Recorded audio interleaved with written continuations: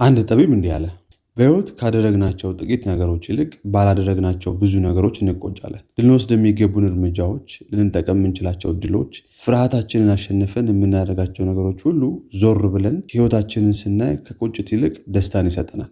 ሕይወት የምርጫ ጉዳይ ነው።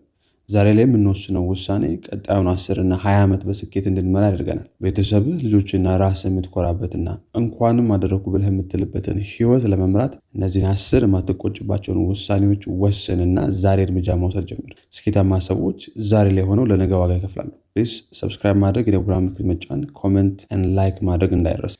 የመጀመሪያው ባለህበት ያለመርካት ውሳኔ። ሁልጊዜ ለመሻሻልና ለማደግ የምታደርገው ጥረት ከዓመታት በኋላ ዞር ብለህ ስታየው የማትቆጨው አንዱ ውሳኔ ነው። ዛሬ ባለህበት ቦታ፣ ማንነት፣ ስራና ገቢ ከረካህ የነገን እድሎች ለመጠቀም ብቁ አትሆንም። ዛሬ ያለህበት ቦታ ለዛሬ እንጂ ለነገ የተሻለ ሰው መሆንን አያረጋግጥ። ሁልጊዜ ለመሻሻል የምታደርገው ጥረት ባለህበት እንዳትረካ ያደርግሃል። በትንሿ ስኬት፣ በትንሿ ገንዘብ፣ በትንሿ ድል አለመርካትህ ከትልቁ ጋር እንድትገናኝ ያደርግሃል። አለመርካት ሰዎች ትተው የሄዱ ቦታ እንዳትገኝ ያደርግሃል። ባለህበት ያለመርካት ውሳኔ ለራስህና ለሚወዱ የምትውለው ትልቅ ውለታ ነው። ሁለተኛ፣ ጊዜን በአግባቡ የመጠቀም ውሳኔ። በሕይወትህ አንዴ ካጣህ የማትመልሰውን ጊዜ በአግባቡ መጠቀምህ በብዙ ይጠቅምሃል። በሕይወት 3 አይነት ሰዎች አሉ። ጊዜያቸውን የሚያባክኑ፣ ጊዜያቸውን ጠቃሚ ነው ብለው በሚያስቡ ጉዳያቸው ላይ የሚያውሉ እና ጊዜያቸውን ኢንቨስት የሚያደርጉ። የማትቆጨው ትልቁ ውሳኔ ጊዜን ኢንቨስት የማድረግ ውሳኔ ነው። ጊዜህን የሚወስደው ነገር ሕይወትህን ይሰራዋል። የትኛውም ያገኘኸው የጊዜ ዕድል አሁን ካልጠቀምክበት ለነገ እርግጠኛ መሆን አይቻልም። ልታደርግ የሚገባህን ባገኘኸው የጊዜ ዕድል ውስጥ አድርገው። ጊዜን በአግባቡ መጠቀም በብዙ ይከፍልሃል፣ ከቁጭትም ያድንሃል። 3ኛ፣ ራስን የማወቅ ውሳኔ። ውስጥ ያለውን ማወቅህ፣ ስጦታን ማወቅህ እና የምትፈልገውን ማወቅህ ከቁጭት የሚታደግ አንዱ ውሳኔ ነው። ብዙ ሰዎች በሕይወት ለምን እንደተፈጠሩና ምን ማድረግ እንደሚችሉ አያውቁ። ምን ማድረግ እንደምትችልና ምን እንደምትፈልግ ማወቅህ የረካ ሕይወት እንድትመራ ያደርግሃል። ማንንም ለመምሰል አትጥርም፣ ከማንም ጋር አትወዳደርም። ራስህን ማወቅህ በራስህ ጉዳይ ላይ እንድታተኩርና ደስተኛ ሆነ እንድትኖር ያደርግሃል።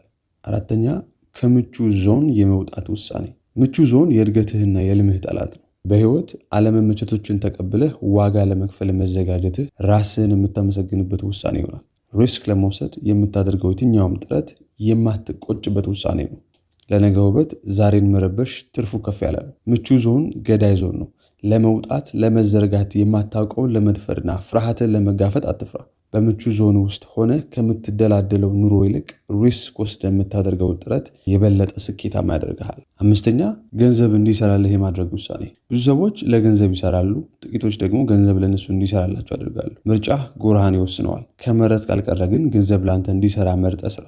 የሚቀጥሉትን ዓመታት ስታስብ እንደ ብዙዎች የሆነ ቦታ ተቀጥረህ ሰርተህ ጡረታ እስክትወጣ ጠብቀህ የሆነ ብር በየወሩ ለመውሰድ አታስብ። አሁን ጊዜና እድሉ እያለህ በትንሿም ቢሆን ገንዘብ ለአንተ የሚሰራበትን መንገድ ማሰብና ማድረግ ጀምር። የገንዘብ ብልሃትን ስልጠና በመውሰድና በማንበብ ያዳበርክ ሂድ፣ በብዙ ይጠቅምሃል። 6ኛ፣ ትክክለኛ ሰዎችን የመምረጥ ውሳኔ። ሰዎች ሕይወትን የመስራትም የመስበርም አቅም አላቸው። አንዳንድ ሰዎች ሕይወታቸው ውስጥ እንዲገቡ ከፈቀዱላቸው ሰዎች የተነሳ አላስፈላጊ ዋጋ ከፍለዋል። ትክክለኛ ያልሆኑ ሰዎች ወደ ሕይወት ሲመጡ ትክክል ያልሆኑ ነገሮች መሆናቸው ይቀጥላል። ትክክለኛ ሰዎች ወደ ሕይወት ሲመጡ ትክክለኛውን ነገር መሆን ይጀምራል። ያንተ ሕይወት ዙሪያ ያሉ ሰዎች ነጸብራቅ ነው።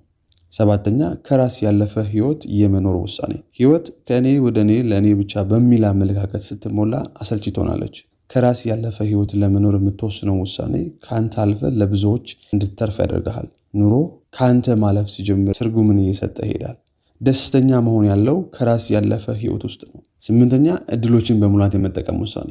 ሳትጠቀም የሚያልፉን እድሎች እንደገና የምታገኝበት አጋጣሚ ዝቅ ያለ ነው። በሕይወትህ የሚገጥሙን የትኛውንም እድሎች የመጠቀም ውሳኔ ከስኬታማ ሰዎች ጎራ ያቀላቅልሃል። በስኬታማ ሰዎችና ስኬታማ ባልሆኑ ሰዎች መካከል ያለው ልዩነት እድሎችን የመጠቀምና ያለመጠቀም ነው። የተሰጠህን እድል መጠቀም ያንተ ድርሻ ነው።